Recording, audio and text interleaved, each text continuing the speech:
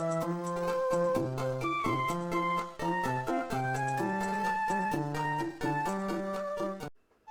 guys, I'm back for the news. Sorry I'm coming in late today. I got up late. Anyways, Lego Star Wars, the Skywalker Saga's new character DLCs goes deep on Disney Plus shows. So all the Disney Plus Star Wars shows are getting characters in the game. So I've heard this Lego Star Wars game is actually really good. I just don't have the money right now to get it. But anyway, so 30 more Star Wars characters are coming to the already character stuff Lego Star Wars The Skywalker Saga next week, thanks to the release of the game's second character pack and its Galactic Edition bundle. Fans of Disney Plus Star Wars shows like Obi-Wan Kenobi, The Book of Boba Fett, and Andor will be feasting, as well as fans in the animated series like Star Wars Rebels and the Clone Wars. By the way, Tales of Jedi just aired, so yeah, there's that too.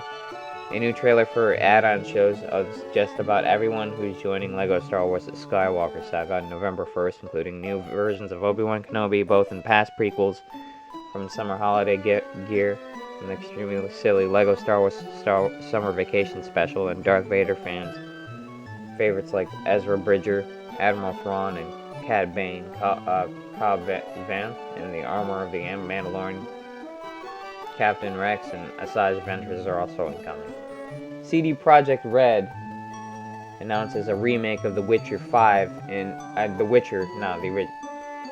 original Witcher in Unreal Engine 5. My bad. And from what I can understand, I've played Witcher 2 and I've played Witcher 3. I never beat Witcher 3 because I was upset with something I did in the game and never actually went to reset it because, But anyways, the original Witcher was never on the Xbox or PlayStation, actually. Believe it or not, I don't think it was on a console. It was PC. So, they do a remake. It'll be interesting to see if it comes to consoles.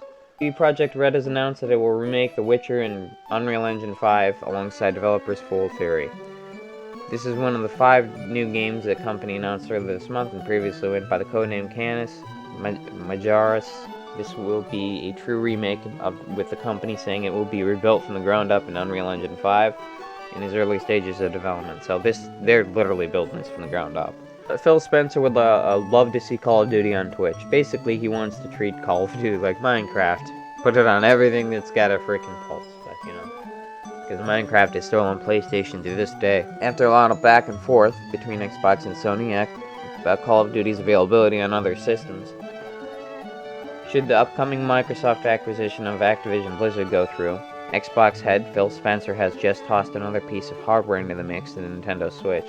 Yeah, I don't know. I think Sony's complaining about ridiculous things. It seems like they want to put it on every freaking platform there is. But, yeah, that's just my immediate response to that. The metaverse is a poorly built video game, Xbox Phil Spencer says. A metaverse, that's like a living room is not how I want to spend my lifetime, yeah. Phil Spencer is not impressed by the metaverse as it is currently. Spencer is at WJSJ Live taking questions and was asked about his thoughts on the metaverse as reported by The Verge. Tom Warren Spencer was critical on the version of the metaverse that currently exists. Yeah. It's a poorly built video game. Building a metaverse that's like a living room is not how I want to spend my time. However, Spencer adds that it's early days and that this will evolve. Yeah, I think Facebook is personally doing a terrible job with that, but hey. Xbox console sales continue to rise as supply chain issues relax, and Sony's PlayStation 5 isn't the only console benefiting from improved supply chain this year. Xbox consoles are also on the way up, according to the company's first quarter earnings report. Microsoft doesn't usually give hard numbers, but the company reported that the hardware sales were up 13% for between July and September compared to the same period last year. For some context, that same period last year, 2021, saw an increase of a whopping 166% over the period before that, 2020, which was when the Xbox One was on its last legs and the Series S and X hadn't been released yet. To put it more simply, Microsoft sold a bunch of Xboxes in the first quarter after its new hardware launch, and now, a year later, it's selling even more than that. It's crazy. They're literally beating out pre-order numbers right now. I think everybody's trying to get them before the price increase, to be honest, which we'll get to in a second. Phil Spencer, Xbox Game Pass is profitable, growing the growth slowing, so it's hitting a saturation point where people are, almost everybody has the Game Pass. Hints at price increases. Okay, so if you guys don't know, I'll go basically a synopsis over this. When Sony was talking about raising prices, which they did, they raised prices in all regions outside the United States. Nintendo and Xbox are like, nah, we're gonna keep our prices low for now. Kind of defeat the purpose for them to do it at the time anyway. But they can only do that for so long. I mean, they're talking about price increases now, but not until after the holidays. They're trying to get out as much consoles as they can before they have to hike the price. But yeah, so expect service prices like Game Pass and console prices like Xbox Series S and X to go up after following January next year. Xbox Phil Spencer says price hikes are coming, but not until after the holidays. Here's another article corroborating what I just said. Fallout 4 is getting a free PlayStation 5 and Xbox Series X and S upgrade in 2023, so if you already purchased the digital version, you're fine. I mean, you get a free upgrade. Slather on a new coat of paint on this. But yeah, so that's happening. So it's getting a next-gen upgrade. I don't know what it runs at currently.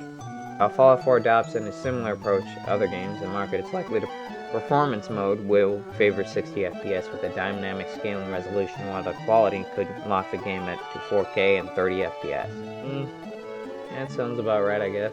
What is it currently run at? Is it run at 30 FPS? I don't know.